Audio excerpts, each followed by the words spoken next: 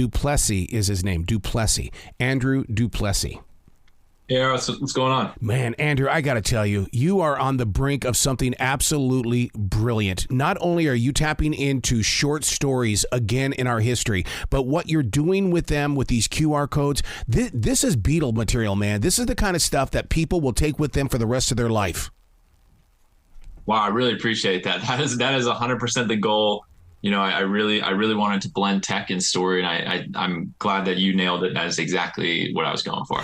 As that author, how do you keep it at a short story? Because here in the Carolinas, we have a lot of different contests for authors and things, and it's like how do you really keep it in there? Are you using Twitter speak? What's the deal?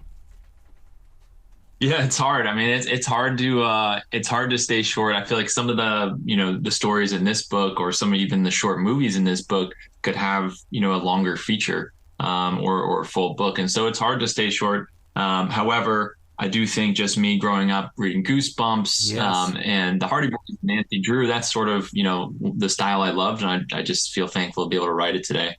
The book is called Too Scared to Sleep. Just the title alone is going to put that in the book bags of a lot of young readers, because I mean, we all have faced that in our lifetime. Totally. And that was really the inspiration. Is I am a terrible sleeper, and often when I wake up, I read. And so I think maybe I am, patient zero of being too scared to sleep. Do you find yourself wondering what that reader is doing and how they're receiving it? Only because nowadays, I mean, I wish I had a smartphone when I was a kid, but no, I went out and I physically got the book. So reading in the middle of the night, just grab the phone and I can read this on my Kindle. Totally. Yeah, no, it's amazing. And I think, as I was coming up as an author, and this is, of course, my debut novel, what I would do is I would release short stories on Instagram and TikTok, and some of them even went viral on YouTube. And that was a great way for me to get reader feedback and consumer feedback. So a lot of the stories in this book have sort of been battle tested and reviewed by just, followers and fans. To make sure it's the best possible story. How can the readers get it right? And what I mean by this is that short stories evolve into spoken word, or in radio we call it water cooler conversation. But when we're describing the story, our interpretation doesn't match the physical word that's in that book. How can we get it right this time? Because that's how important your book is right now.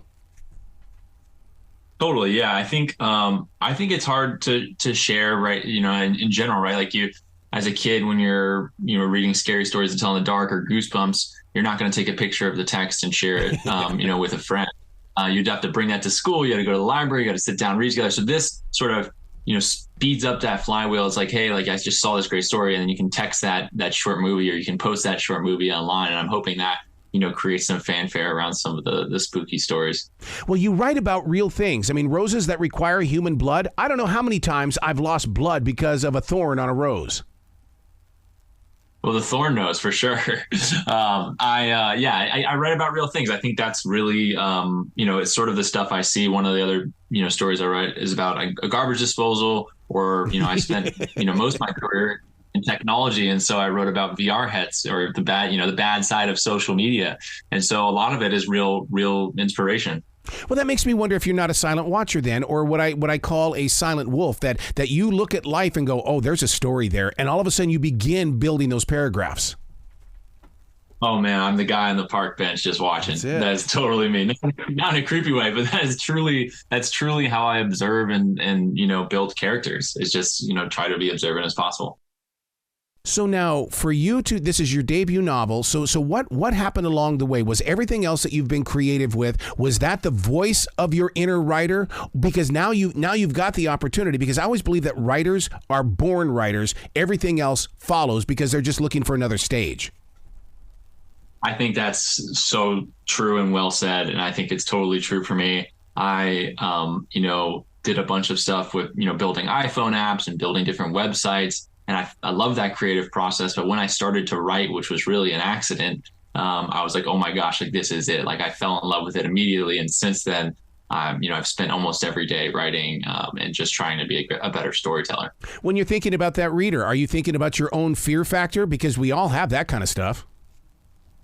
100%. I was the kid in the theaters in the back. I was covering my face. I was scared. I was totally scared. I still am scared of watching horror. And so I'm definitely writing it, for myself, or the scared version of myself.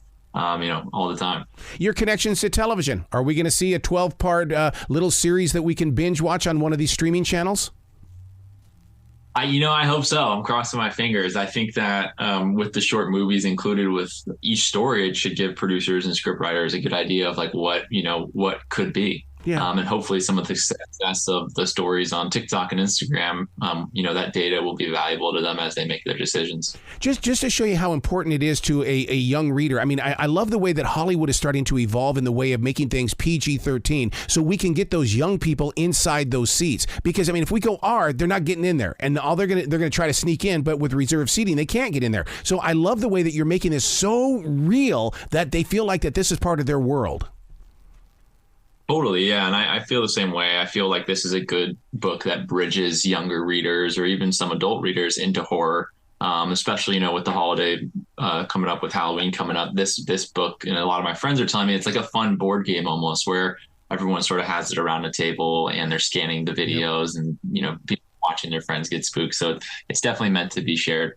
Okay, you brought it up. You said a board game. Are you going to do something like that? Because isn't there a movie out right now that started out as a video game? 100%. I think I have to. I think more and more we're seeing this blend of video games like The Last of Us and board games like Jumanji becoming these feature films. And I do think technology, whether it's like video games, is going to blend with that that storytelling aspect. So I would love to do a board game. I think it'd be fun and spooky. Where can people go to find out more about you and give you some love? Because I'm sure somewhere along the line, you being the person you are, there's going to be some merchandise that they can put up on their walls or carry with them. Totally, yeah. You can just Google Too Scared to Sleep or my name, Andrew Duplessie. And yeah, I release weekly short stories, romance, sci-fi, horror, you name it. That's where you can find me. Yep. See, that you can't turn off the creativity, can you? I can't. That's always on. You got to come back to this show anytime in the future, Andrew. The door is always going to be open for you. I would love to. I really appreciate the time and have a great weekend. Well, you be brilliant, okay? Will do. Thanks.